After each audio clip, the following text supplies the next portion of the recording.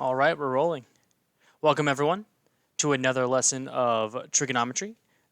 This is Unit 6. It is the first lesson in our second trig unit. This trig unit is going to focus in on trig formulas.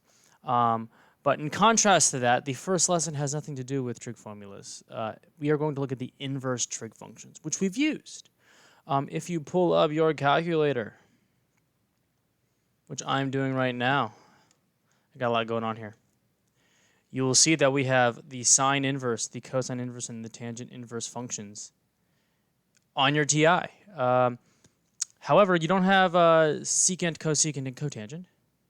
But regardless, we've used these before. You used them in geometry, and you used them in this class. But the entire time, when you plug something into the inverse calculator, into the inverse function in the calculator, it outputs a specific answer. But we know that there are multiple places on the unit circle that give a specific y value or an x value. There's two places on the unit circle that have the same y value in the first quadrant and the second quadrant. Same x value in the first quadrant and the fourth quadrant. So we need to better understand these trig functions, these inverse trig functions.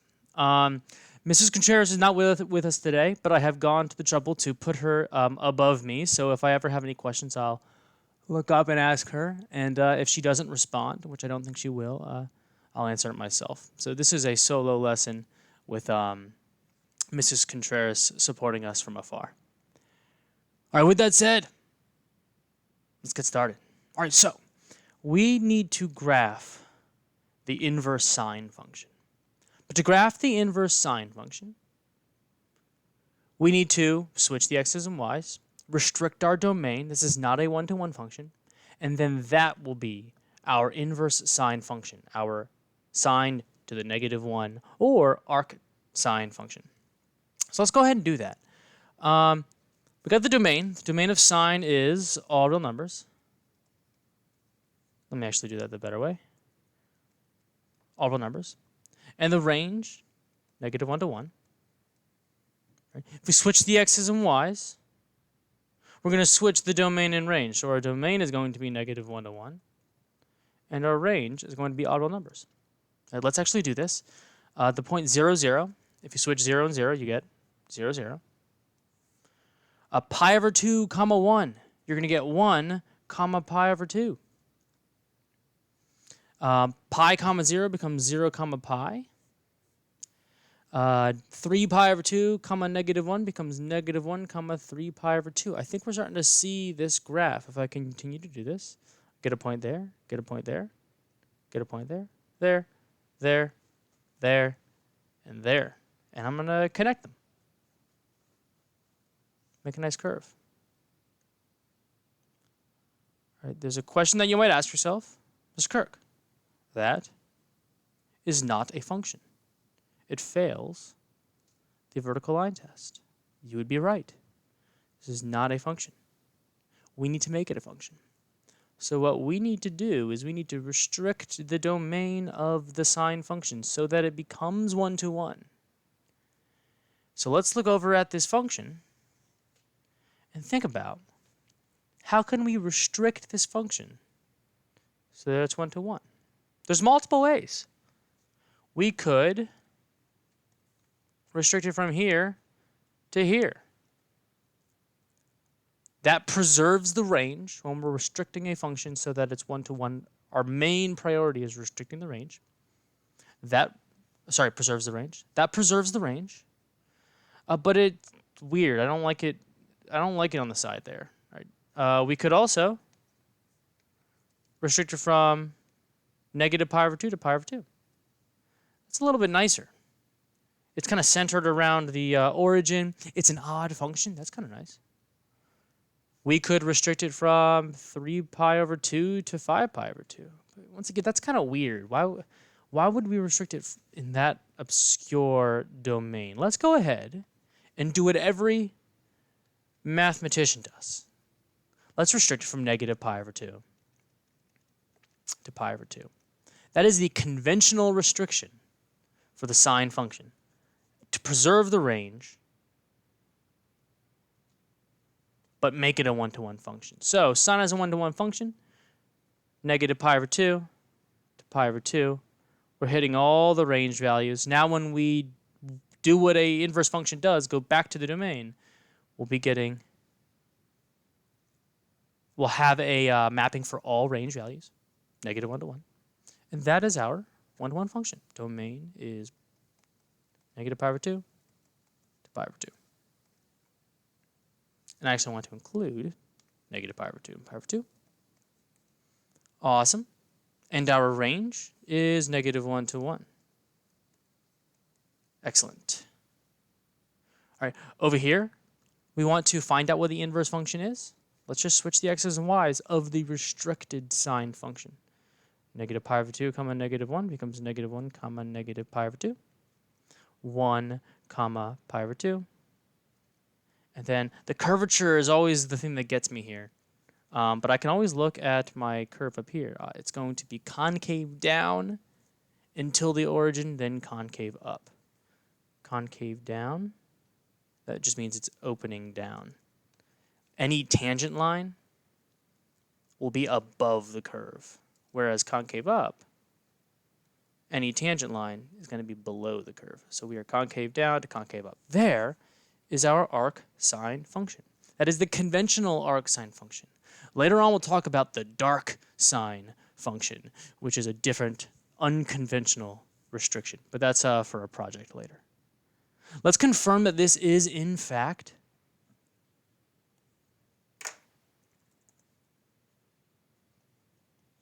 the arcsine function. And I keep saying arcsine function. There it is. All right, the scale is a little bit different here. All right, I can change the scale by going over here and then changing my x-axis scale to pi's. Pi over 6, pi over 3. Something feels weird. Oh well. So the arcsine function is the same as the... I don't even think this is going to like it. Oh no, it likes it. Cool. Right? So there are two notations for the inverse functions. Sine to the negative 1, which is in the calculator, and then arcsine x. I actually prefer the arcsine x, and the reason why it's called arcsine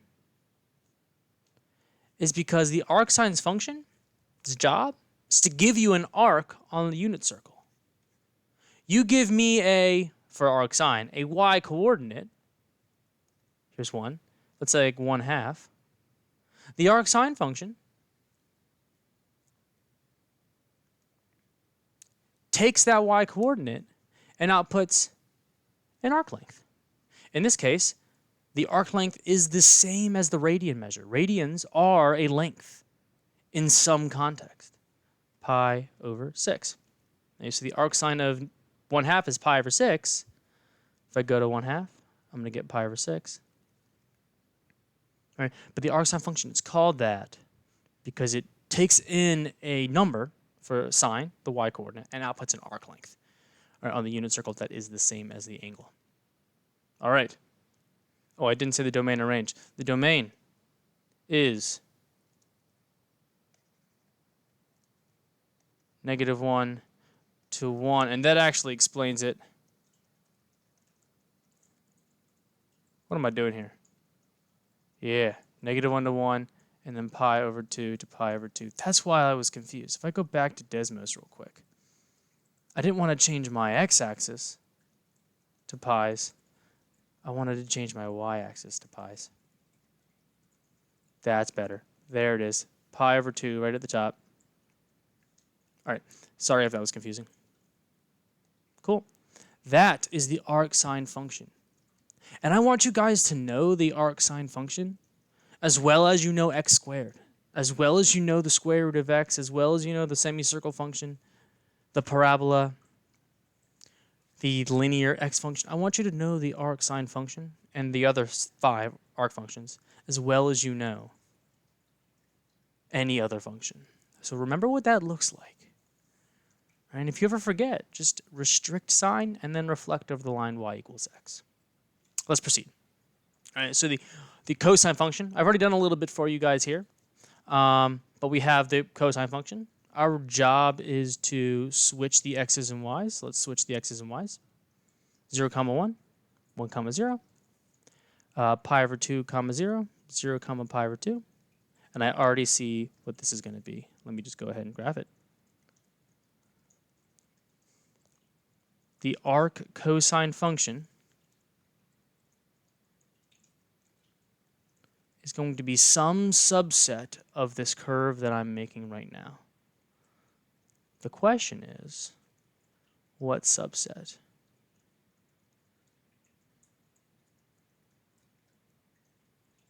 I think I'm good there. Yep. Cool. All right, this obviously continues up. All right, this is not a function. We need to restrict the domain of the cosine function so that it is 1 to 1. All right, there's different places we can restrict. The conventional place that we restrict, and it's actually being revealed down here at the bottom, is 0 to pi, horizontally, the domain. This is the restricted domain of the cofunction that we use to construct the arccosine function, the inverse cosine function. Okay. Why do we choose that? Well, that's one of our options. Anything that's not touching the y-axis, this little sliver, whatever, those are kind of already out of the question because they're not touching the y-axis. So the question is, do we choose the red one or the blue one? And it's convention to choose the positive. Positive seems to win all the time. So our restriction for the cosine function to construct the arccosine function is from 1 to -1, from 0 to pi. This is a sliver of the cosine function. It hits all the range values. We are preserving the range. Now we just need to switch the x's and y's here to construct the arccosine function. Right, this is all based on convention. 0, 1 becomes 1, 0. Pi, -1 becomes -1, pi. Pi over 2, 0 becomes 0, pi over 2. And then let's look at our inflection. It's going to be concave down and then concave up, or concave up and then concave down. Nice. Let's jump over to Desmos and confirm our answer. The arccosine function is what we have. From -1 to 1 horizontally, from 0 to pi vertically. There we go. Obviously, my scales are a little bit different here. Right? 1 versus 3.14. So it's a little bit off in terms of aspect ratio. That's your arccosine function. In the classwork that you guys are going to do next week, or next class, I'm going to have you guys graph this function.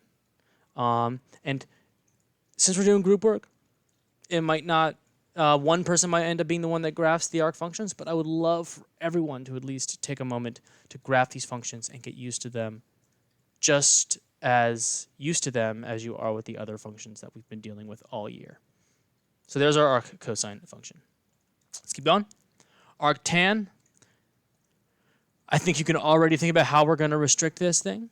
Right? The domain of tan is all real numbers except for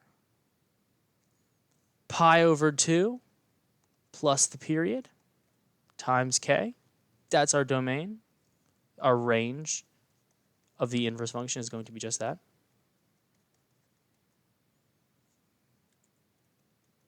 That's not true. Our range of this mapping, it's not a function, as we've said several times. The range, all our numbers, domain, all our numbers. So over here, we got 0, 0, it's going to go there. We have an asymptote at x equals pi over 2, so we should have an asymptote at y equals pi over 2. Similarly, we have an asymptote at x equals negative pi over 2, so we should have an asymptote at y equals negative pi over 2. Sweet. And this one's a little bit easier, I think, to intuitively draw. But I'm just going to put a little arrow there, put a little arrow there, and then let's get our reflected over the line y equals x tangent graph. Let me get my other asymptotes.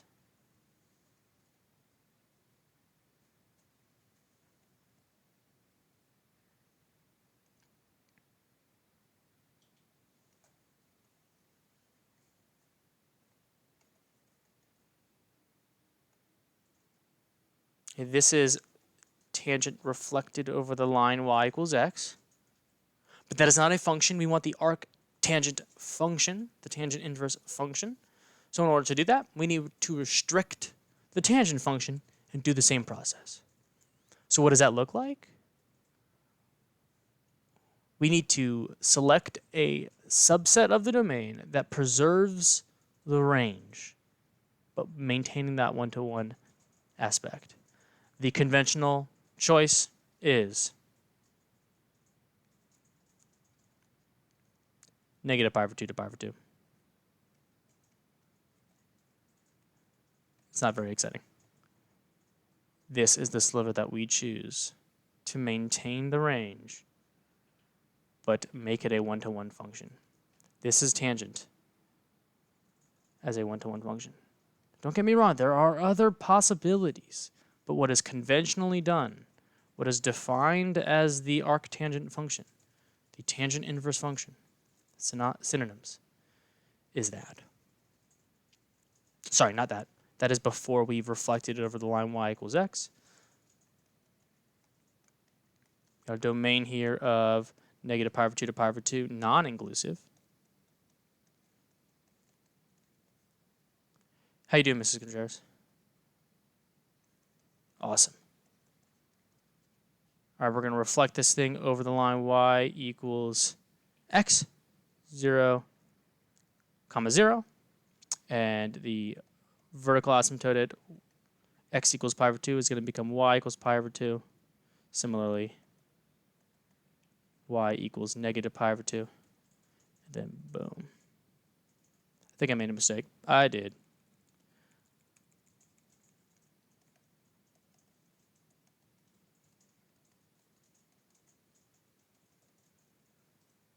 Boom. That is our arctan function. That is what it looks like. Let's double check it. Is Mr. Kirk lying? He is not. There's the arctan function. It's odd. That's kind of nice. Arctan is odd. Arcsine is odd. Arccosine, is it even? No, it's not. Arccosine is not even though cosine is. Arccosine is not, because of the way we've restricted things. Right, when I plug in a value, I do not get its opposite when I plug in the opposite. All right, there's your arctan function. All right, notice I keep calling it arctan. It's my preferred way to describe it, but you can also call it the inverse tan function.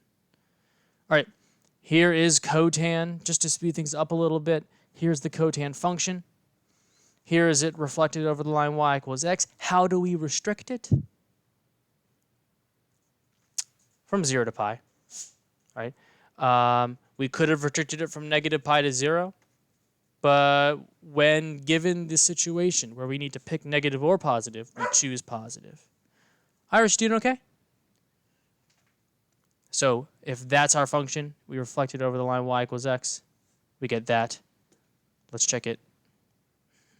Let's check the pre-filled in answer with the computer. That's cotan, obviously. We want arccotan x. There it is. Sweet. Boom. That is what it looks like. That is the arccotan function. It's just the functions that we've learned, we know, but we're reflecting them over the line y equals x after having restricted them so that they are one-to-one. In order to construct a function, an inverse function, we needed the parent function to be one-to-one. All right, here is secant. Secant's domain is all real numbers, not including pi over 2 plus, not the period, but pi, okay, because there's 2 asymptotes every period. Right, the range here is, I'm going to go ahead and say negative infinity to negative 1 union 1 to infinity. Meaning, when we do our reflective stuff, our domain is going to be negative infinity to negative 1 and 1 to infinity. And our range is going to be all real numbers except for pi over 2 plus pi k, plus pi k, not comma pi k. All right, there we are. All right, if I do my reflection, y over the line y equals x, switch the x's and y's, 0, 1 becomes 1, 0. I get an asymptote at pi over 2. I get an asymptote at negative pi over 2.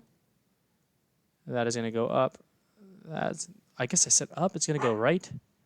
I'm going to have pi comma negative 1 comma pi.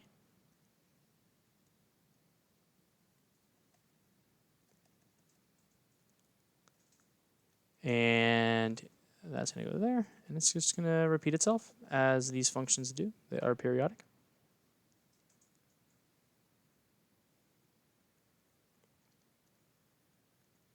Awesome.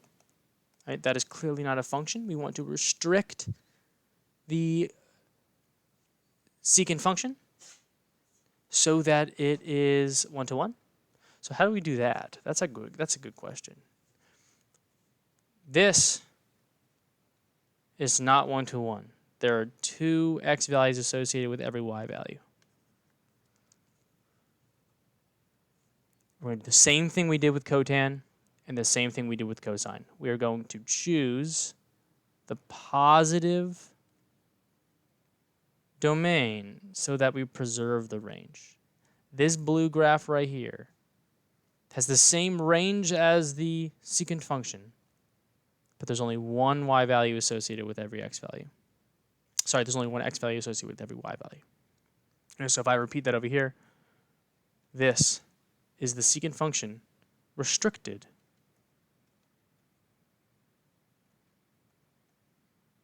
so that it is 1 to 1. Boom. Domain 0 to pi over 2. Union pi over 2 to pi. Inclusive. The range,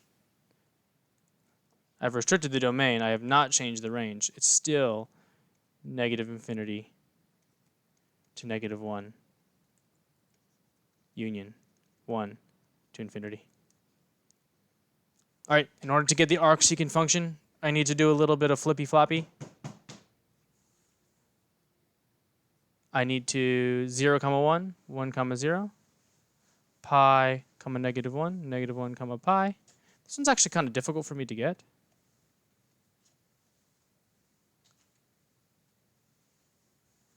Believe I got it right. Yeah, that is the arcsecant function. Our domain is just the flip of what we have here on the left.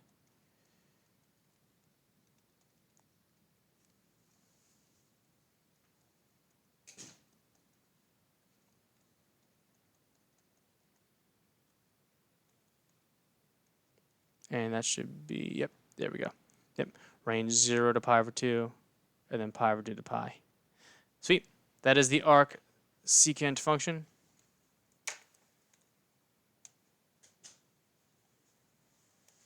And we are good. Sweet. The arcsecant function. Take a mental picture. There's our arcsecant function. All right, let's proceed. Here is the cosecant function. Remember, we have an asymptote at x equals 0 here. If we restrict the cosecant function, we choose negative pi over 2 to pi over 2, right? Because we center around the origin as best as we can, and the arcsecant function actually ends up being odd, right? Because our restriction is still odd. Our restriction here is odd. When we reflect it over the line y equals x, we get this thing on the right. That is the arccosecant function. Why is it that? It's because of the very specific restriction that we've been doing of each of these functions. All right, let's kind of use these functions a few times, and then we'll be done. We only got a few problems left here. We'll close this video out as soon as possible. Ms. Contreras, how are you hanging in there? Awesome. Cool. So let's proceed. We want to find the arcsine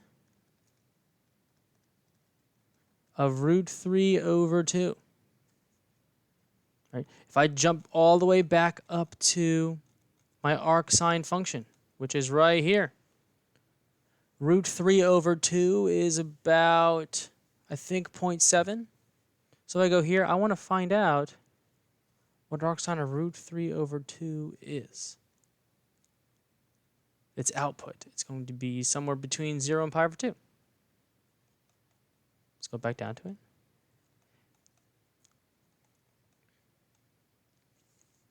Here's how I do this problem. I draw myself a little tiny grid. And I think to myself, what is the output of the arcsine function? The arcsine function outputs things between negative pi over 2 and pi over 2. That is the range of the arcsine function. So the possible answers for the arcsine of x are going to be between negative pi over 2 and pi over 2. So then I'd give myself a semicircle from negative pi over 2 to pi over 2. And then I look on that semicircle for where arcsine, y, where the y coordinate is root 3 over 2. Where on this semicircle is the y coordinate root 3 over 2? Well, it's not going to be in the fourth quadrant because that has a y coordinate of something that's negative. All right, and then root 3 over 2, that's one of my specific speed trig problems that we did way back. So the possible answers are going to be 1/2 root 2 over 2 and root 3 over 2, the one we want. The answer is whatever this angle is. This is pi over 6. This is pi over 4. This, the answer that we want, is pi over 3. Right, so that was a lot of drawing for an answer that hopefully comes a little bit quick. I'm going to look at this next one, arctan. Let me go back to blue. Arctan. I think about the range of the arctan function. I'm going to scroll back up. Let's look at the arctan function. This is my arctan function. The range is also negative pi over 2 to pi over 2. So what I'm going to do is I'm going to give myself a little tiny grid, which I had already done, with a semicircle, also from negative pi over 2 to pi over 2. And I need to figure out on this arc, on this semicircle arc, where is y over x negative 1? Well, it's definitely not the first quadrant because y over x in the first quadrant is going to be positive. I need a negative y over x. Okay? So the question is, what radian measure, what arc length gives me y over x equals to negative 1? Well, if y over x equals negative 1, then y equals negative x. So I need a place where the y coordinate and the x coordinate are opposites, which is going to be there, comma, there, negative pi over 4. Specifically root 2 over 2, comma, negative root 2 over 2, negative pi over 4. Right? And y over x is negative 1. So the answer here, negative pi over 4. Arctan of negative 1 is negative pi over 4. Boom. See, all right, a few more problems before we get out of here. Sine of the arccosine of root 2 over 2, that sounds kind of annoying. Well, I can figure out what the arccosine of root 2 over 2 is, and then I can just take the sine of that angle. Remember, arccosine is taking a coordinate, outputting an angle, and the sine function takes an angle. So let's just do it. Arccosine of root 2 over 2. Arccosine. What is the range of arccosine? Let me scroll back up.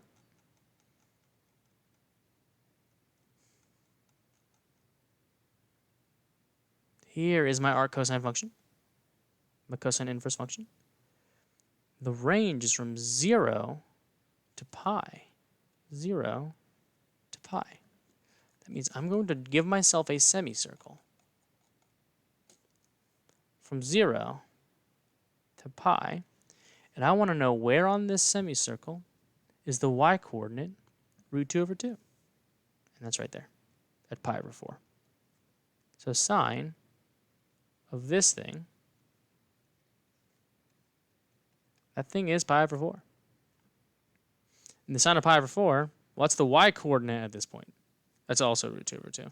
Oh, look at that. They kind of cancel each other out. Not always going to happen. It just happens to be the fact that our sine and cosine are cofunctions, and we're sitting right in that nice symmetric spot, halfway between 0 and pi over 2. I'm gonna do all of these here, just to give you guys some examples, but you'll definitely get some practice in the problem set. Arctan of cosine of 0. So cosine of 0, cosine once again. I'm going to draw my semicircle from 0 to pi because it's our cosine from 0 to pi outputs. And I want to know where on here is the x-coordinate 0. It's right there. Pi over 2. The arccosine of 0 is pi over 2. If you look at the graph, if you scroll back up or you rewind the video, you'll see that the arccosine graph, if you plug in 0, you get pi over 2. Oh, I'm doing this problem completely wrong. My bad. I was doing arccosine. That's a cosine. I'm not going to edit that out. Sorry about that, everyone. Cosine of 0, well, that's just what is the y-coordinate at the angle. So what is the x-coordinate at the angle 0? That's 1. And what is the arctan of 1? For arctan, I'm going to draw it from negative pi over 2 to pi over 2. And I want to know where is the y over x 1. And that is going to be at pi over 4. So the answer here, pi over 4. Secant of the arcsine of root 3 over 2. I'm going to do these ones a little bit faster. Arcsine, that's going to be from 0 to negative pi over 2 to pi over 2. Sorry. And I'm looking at when is the when is the y coordinate root 3 over 2? That's going to be up here at pi over 3. And the secant of pi over 3, well, I can just use that point. Sweet. The secant of pi over 3 is 1 over the x. It's also the same as cosine of pi over 1 over cosine pi over 3. But that's just going to be 2. Because the x-coordinate here is 1/2. The y-coordinate, just for all intents and purposes, is root 3 over 2. 2. There we go. The arcsecant of negative 2. That's a little bit more annoying, but we can handle it. One thing you can do is you can start to think about these in terms of just sine, cosine, and tangent. This is going to be the same as arccosine of negative 1/2. Because secant and cosine have that reciprocal relationship. Right, but the arcsecant of negative 2, secant's range is from 0 to pi. And I want to know when the reciprocal of the x-coordinate is negative 2. I want to know when the x-coordinate is negative 1/2, which is at 2 pi over 3. So the question is, what is the cotangent of 2 pi over 3? Well, the cotangent of 2 pi over 3 is x over y. So we have negative 1/2 and root 3 over 2. X over y, negative 1/2 divided by root 3 over 2. The 2's cancel. That's going to be negative root 3 over 3. There's our answer for the number letter D. We never actually know what arcsecant of negative... Oh, actually, yeah, we do here. 2 pi over 3. Sorry. 2 more here. And don't forget that the textbook, great source of information. In particular, this section. I really like what the textbook does here. Tangent of the arcsine of 3/5. Arcsine 3/5. Ooh, this is a good one. We're never actually going to know, because 3/5 isn't on the unit circle. But we do know this.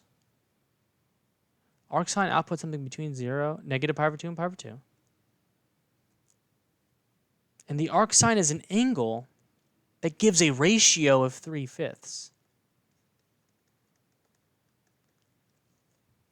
And we know we're in the first quadrant, because arcsine is positive. So the sine, opposite over a hypotenuse. We could also do this all on a unit circle and do 3/5, 1. I don't like to do that. I like to scale by 5. Doing the Pythagorean theorem, we're going to get the square root of 25 minus 9, the square root of 16, or 4. This is a 3, 4, 5 triangle. And the tangent of this angle is the arcsine of 3/5. The tangent of this angle is 3 over 4. So here, we never actually knew what the arcsine of 3/5 was, but we do know that the arcsine of 3/5 sits in a triangle with an opposite side of 3 and a hypotenuse of 5. This last one, arccosine of negative 1/7. All right, arccosine outputs something between 0 and pi. We need the x coordinate to be negative 1/7.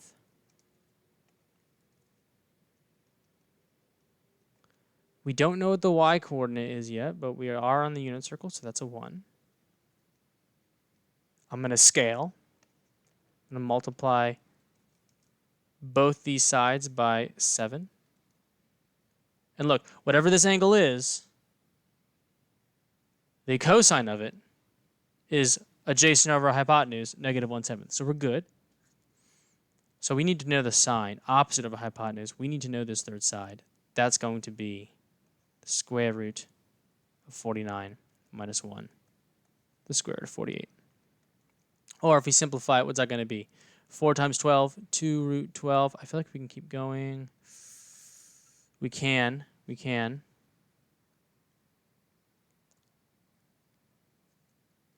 12, 24, 48, yeah, so we can plot another 4. 4 root 3. Yeah, 16 times 3 is 48. 4 root 3. And so the sine of this angle is equal to opposite 4 root 3 over 7. There it is. The answer. Sweet. Let me just recap real quick so that we can remind ourselves what we did in this video. But we're done. Good work, Mrs. Contreras. You didn't crab me this time. Anyways, we figured out what all of the arc functions actually look like when you plug into a calculator, when you plug it into Desmos. All right, it derives from how we restrict its inverse function, the sine function. So for arcsine, we restricted sine to get arcsine. For arccosine, we restricted cosine to get arccosine. We restricted tangent to get arctan. We restricted cotan to get arccotan. We restricted, what do we do here? This is secant. We restricted secant to get arcsecant. We restricted cosecant to get arccosecant, and then we use it a bunch of times. We are trying to figure out what angle is outputted, what arc length on the unit circle is outputted given a coordinate. For sine, that's the y. For tan, it's the y over x. For cosine, it's the x, etc. All right, but that's what we did here. Not a bad time. Hopefully that made sense. But of course, if you ever have any questions, just ask in class. Let's see. Are there any words of wisdom today?